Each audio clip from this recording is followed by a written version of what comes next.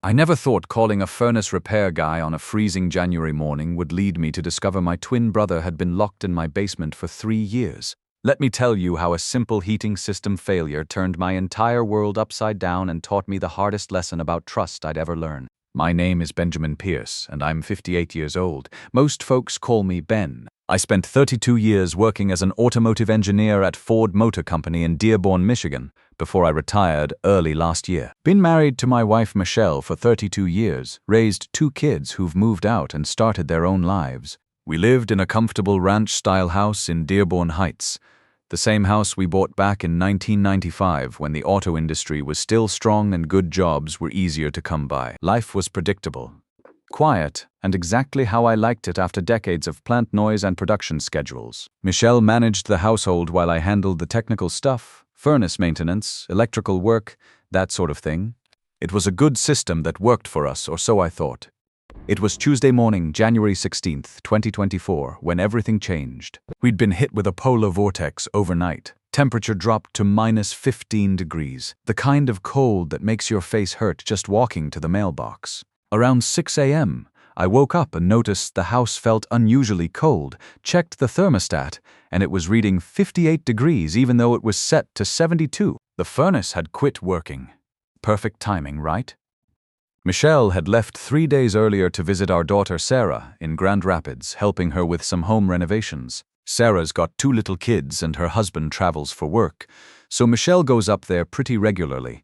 I was alone in the house, which honestly was fine by me. Gave me time to catch up on some reading and tinker in the basement workshop without anyone asking what I was building. I called Dearborn Heating and Cooling around 800 that morning. The dispatcher said they could send someone out by 11 a.m.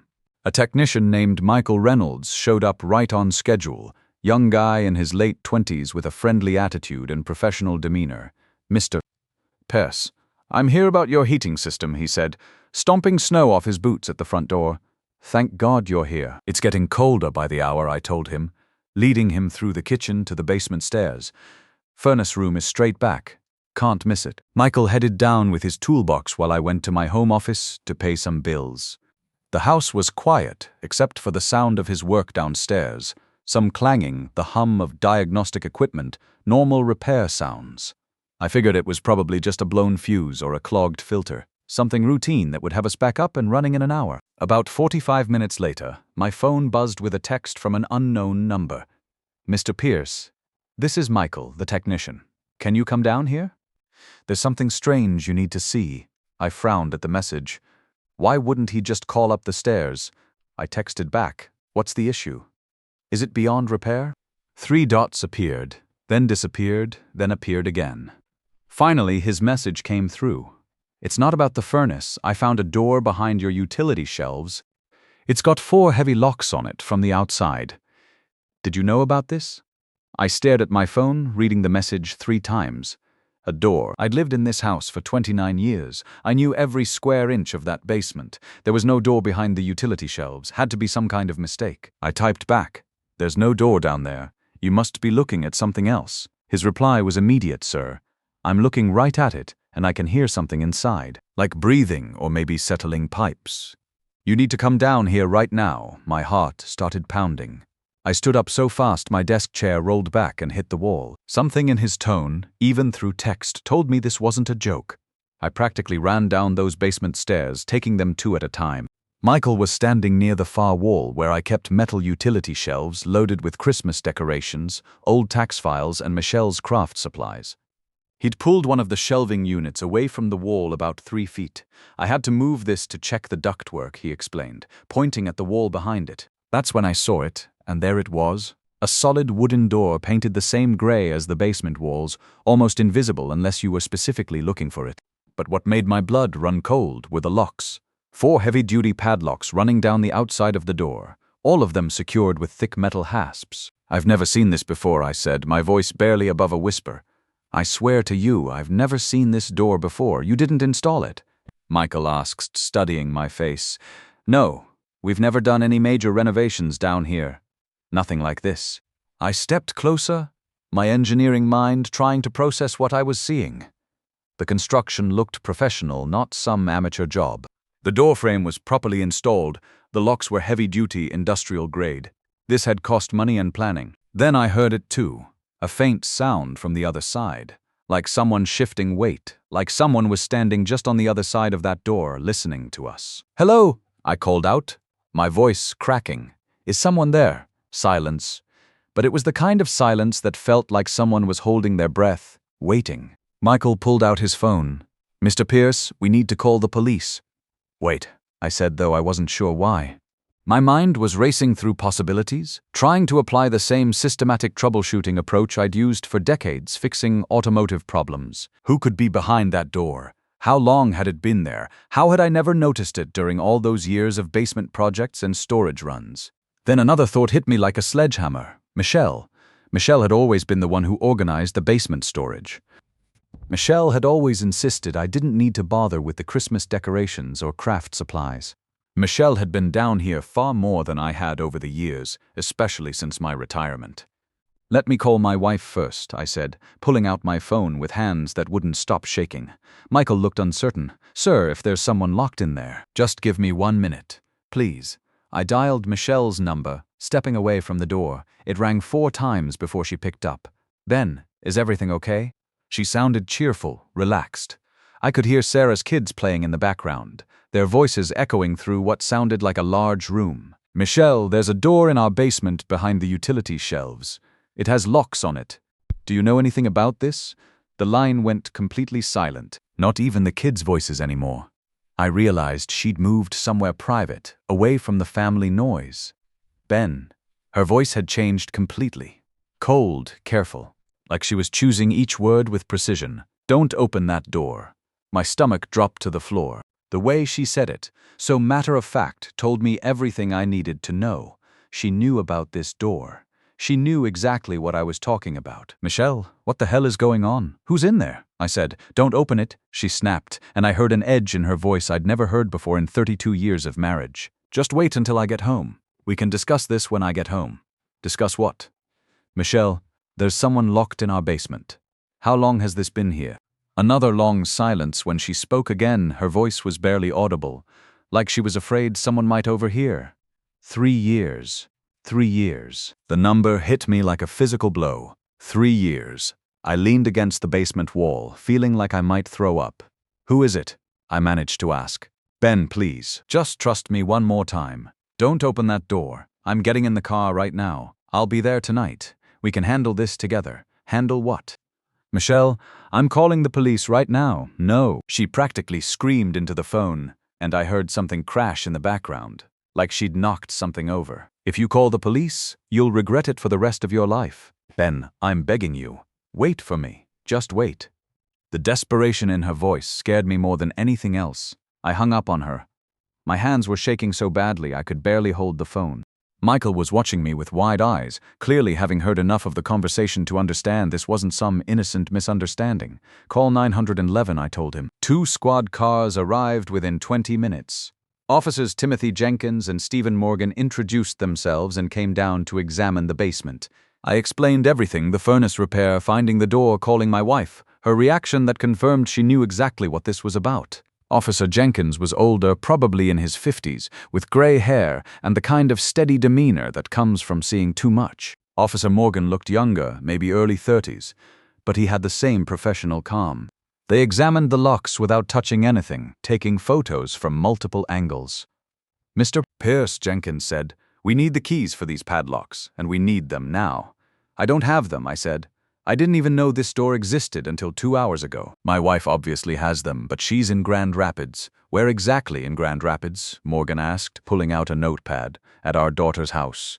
But she's driving back. She should be here tonight." Jenkins exchanged a look with his partner. "Sir, we can't wait for that. If there's someone potentially in distress behind this door, we need to get it open immediately. This is a potential life-threatening situation." They went upstairs to get bolt cutters from their patrol car. While they were gone, I stood there staring at that door, trying to process what was happening. 32 years of marriage. I thought I knew this woman. I thought I knew everything about my own house, my own life. Michael had stayed with me, though he looked like he wanted to be anywhere else in the world. "Mr. Pierce," he said quietly, In all my years doing this job, I've never seen anything like this. Neither have I said, and I've lived here for 29 years. The officers came back down with heavy-duty bolt cutters. It took nearly 30 minutes to cut through all 4 locks. Each lock that fell away sounded like a gunshot in the quiet basement. With each one, I felt my reality crumbling further. The life I thought I'd been living, the woman I thought I'd married, the home I thought was safe and normal, it was all built on lies. When the last lock was cut, Officer Jenkins looked at me seriously. "Mr. Pierce, I need you to step back while we check this." "No," I said firmly. "This is my house. Whatever's behind that door has been here while I've been living upstairs. I need to see." He studied my face for a moment, then nodded. "Stay directly behind me. Don't touch anything." Jenkins pushed the door open slowly. The smell hit us first, stale air mixed with something I couldn't identify, but it reminded me of a hospital room that hadn't been properly ventilated. Officer Jenkins turned on his heavy-duty flashlight and swept it across the space.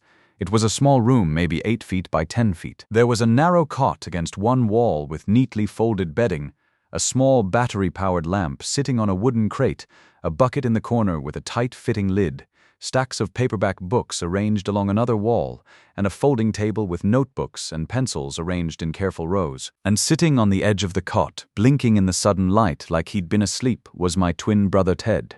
Ted? The name came out as barely a whisper. My twin brother Ted, who I'd been told had died 3 years ago. My twin brother Ted, who Michelle had organized a funeral for, complete with a closed casket that she said contained his body recovered from the Detroit River. My twin brother Ted, who I'd grieved over, whose eulogy I'd given, whose memory I'd honored for 3 years while he sat locked in my basement. He looked terrible. His hair had gone completely gray, though we were the same age. He'd lost at least 50 pounds from his already lean frame. His skin was pale, almost translucent from lack of sunlight. But his eyes were still the same as mine, still had that spark of intelligence that made people confuse us even as adults. "Ben," he said, his voice weak but unmistakably his. "You found me, I knew you would eventually." I don't remember much of the next few minutes clearly. Officer Morgan immediately called for paramedics and additional backup. Officer Jenkins started taking photos of the room while asking Ted basic questions: his name, the date, if he was injured. Michael Reynolds had gone upstairs and was probably calling his supervisor to explain why a routine furnace call had turned into a crime scene. The paramedics arrived within 15 minutes and immediately started checking Ted's vital signs. His blood pressure was dangerously low. He was severely dehydrated, and he showed obvious signs of malnutrition and vitamin deficiency. But he was conscious, coherent, and able to walk with assistance. "Sir, we need to get you to the hospital immediately," one of the paramedics told him. Ted looked at me with an expression I'll never forget. "Don't let her hurt you, Ben. Promise me you won't let her hurt you." "Nobody's going to hurt anyone," I said, though I had no idea if that was true anymore. They loaded Ted into the ambulance, and I followed in my truck to Henry Ford Hospital. During that 20-minute drive, I called our daughter Sarah. "Dad, is everything okay? Mom said you had some kind of emergency with the furnace."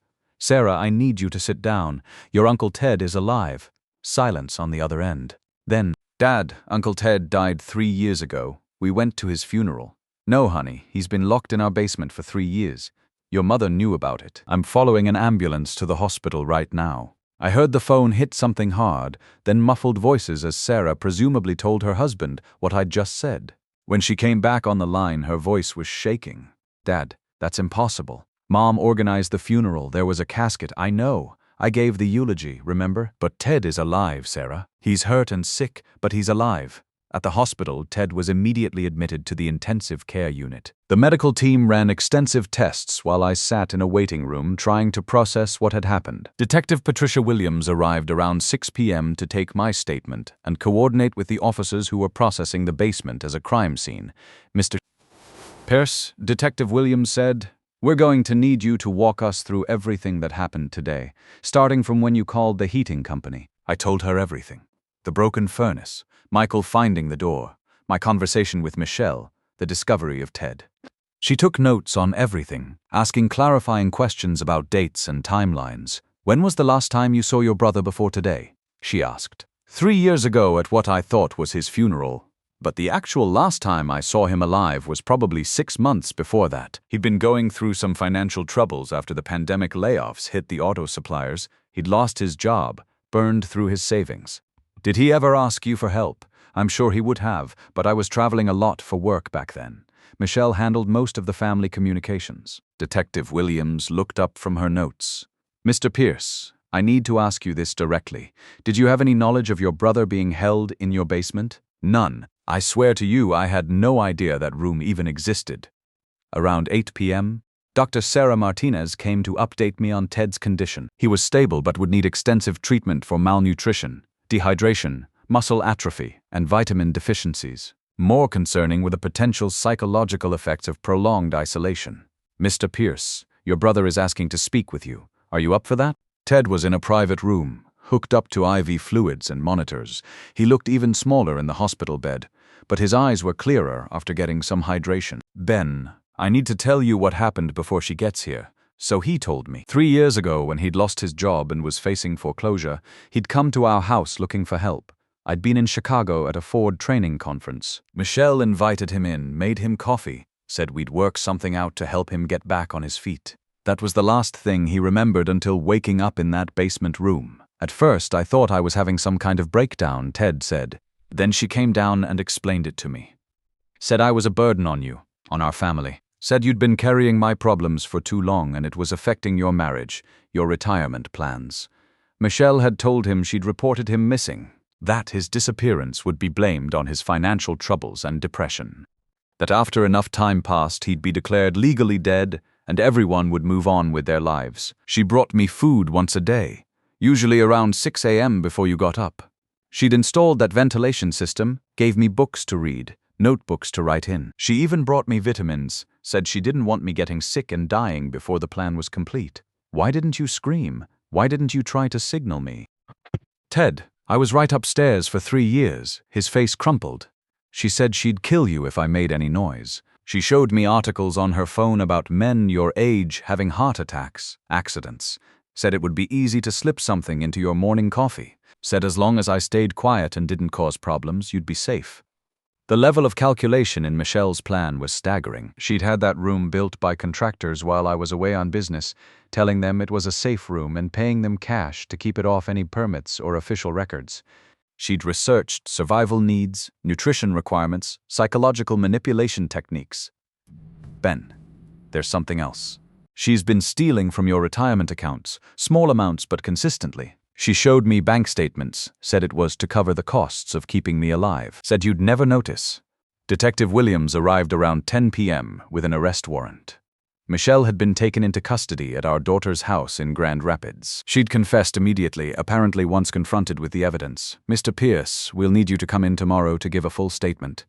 Tonight, you should focus on your brother's recovery. I stayed at the hospital that night, sleeping in a chair beside Ted's bed.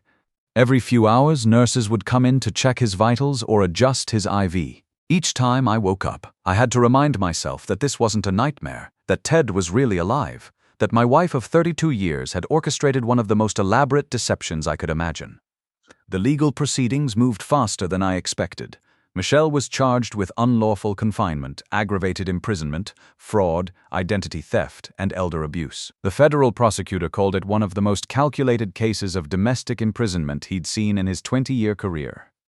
The trial lasted 6 weeks. Michelle's defense attorney tried to argue mental illness, but the evidence of premeditation was overwhelming. The contractors testified about building the room. Bank records showed the systematic theft from my retirement accounts, nearly $75,000 over 3 years. Medical experts testified about the physical and psychological damage inflicted on Ted. Michelle never looked at me during the proceedings. She sat at the defense table in her orange jumpsuit, taking notes like she was attending a business meeting. When the judge asked if she had anything to say before sentencing, she stood up and said, "I protected my family the only way I knew how." She got 20 years in federal prison. No possibility of parole for 15 years. Ted spent 4 months in the hospital and rehabilitation. Physical therapy helped him regain muscle mass and bone density. Psychological counseling helped him process 3 years of trauma and manipulation. The hardest part wasn't the physical recovery. It was learning to trust that he was actually free, that Michelle couldn't hurt him anymore. I sold the house in Dearborn Heights, Couldn't stand to live there knowing what had happened in that basement while I slept upstairs. Used the money to buy a small ranch house about 10 minutes away and helped Ted get an apartment in the same neighborhood.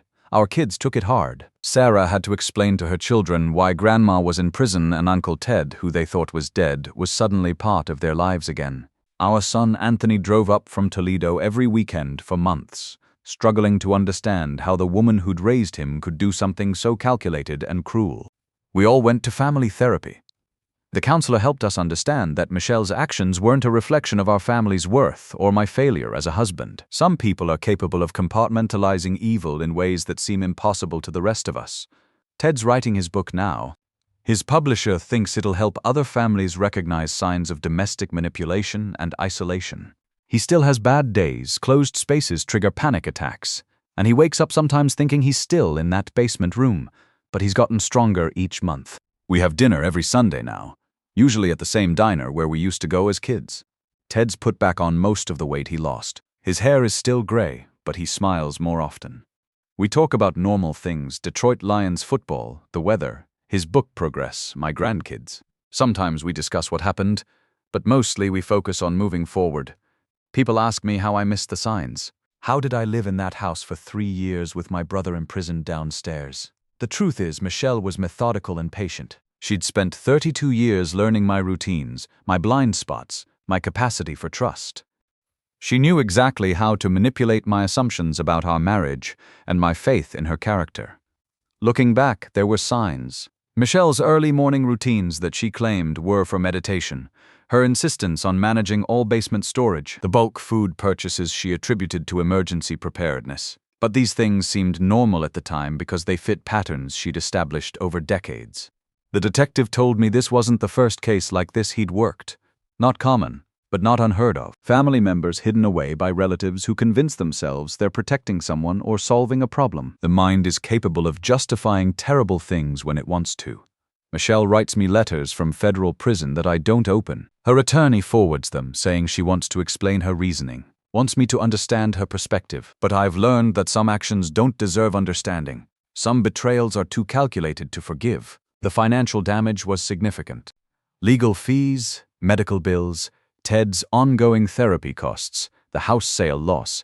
It totaled nearly $200,000, but Ted's alive and that's worth everything I lost and more. Michael Reynolds, the HVAC technician who found that door, moved to Arizona 6 months later. Said he couldn't do furnace repairs anymore without thinking about basements and locked doors. He still sends Christmas cards, though. Says he's glad he moved that shelf unit, glad he heard the breathing, glad he trusted his instincts enough to text me. It's been 2 years since that January morning when a broken furnace changed everything. Ted lives independently now, has reconnected with old friends from the auto plants, even started dating someone he met in his support group. I've learned to live alone after 32 years of marriage, learned to trust my own judgment again after having it so thoroughly undermined. The house feels different now. I installed security cameras, changed all the locks, had every room inspected for hidden spaces. Not because I'm paranoid, but because I understand now that home security isn't just about keeping strangers out. Sometimes the threat comes from inside. Ted's sitting across from me as I finish telling you this story. We're at that same diner in Dearborn watching afternoon traffic through the window. He's working on final edits for his book, due to the publisher next month. 2 years ago, being in a public place like this would have triggered panic attacks. Now he orders coffee refills and jokes with the waitress. Recovery is possible, even from the darkest situations. Trust can be rebuilt, though it takes time and verification.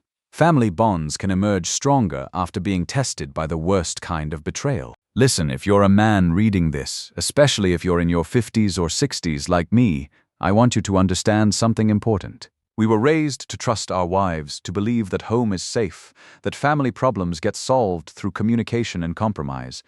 Most of the time, that's true, but not always. Pay attention to changes in your spouse's behavior. Ask questions when routines shift without explanation. Trust your instincts when something feels off, even if you can't articulate why. Don't let politeness or the desire to keep peace prevent you from investigating genuine concerns about your family's safety.